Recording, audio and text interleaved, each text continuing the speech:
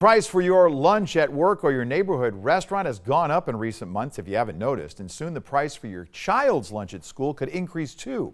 Now that's due to a key government program that's set to end soon that extended money and benefits to school districts nationwide.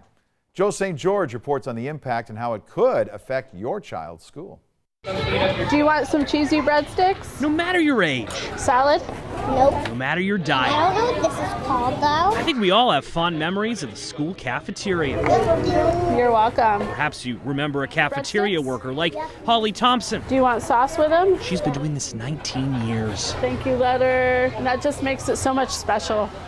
So much special. I love it. I love my job. But something you don't think about as much when you are young is who's paying for the food that's provided in the lunchroom. Doug, where are we right now? So this is the kitchen. That's where Doug Davis comes in. He's the food service director for the Burlington School Food Project in Vermont and is responsible for figuring out how it all gets paid for. Yes, sandwiches are still relatively cheap, but nowadays healthier and more expensive foods are offered too. School meals have changed a ton. And this change is where he says the country has an emerging problem. You see, when the pandemic started, Congress provided extra cash to school districts so that more students could get free meals outside of school since remote learning was happening. They also waived complicated paperwork so more students could qualify.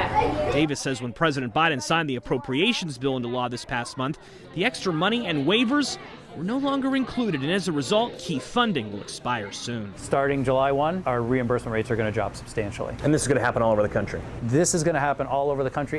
During the pandemic, school districts received around $4.56 per lunch per student. After July 1st, they'll only receive $3.66 for children who qualify, and many now won't. With food prices on the rise, this, Davis says, will create financial headaches for schools. Those families are going to have to go back to the old way of receiving those meals. Davis says school districts will have to decide either to raise prices for children whose parents can pay or find the money elsewhere. As for where this debate stands in Congress, advocates are lobbying for more money, but right now, that effort is stalled. If they're hungry, they're going to act out. Miss Holly just hopes lawmakers remember what's important. Food does make a difference. In Burlington, Vermont, I'm Joe St. George.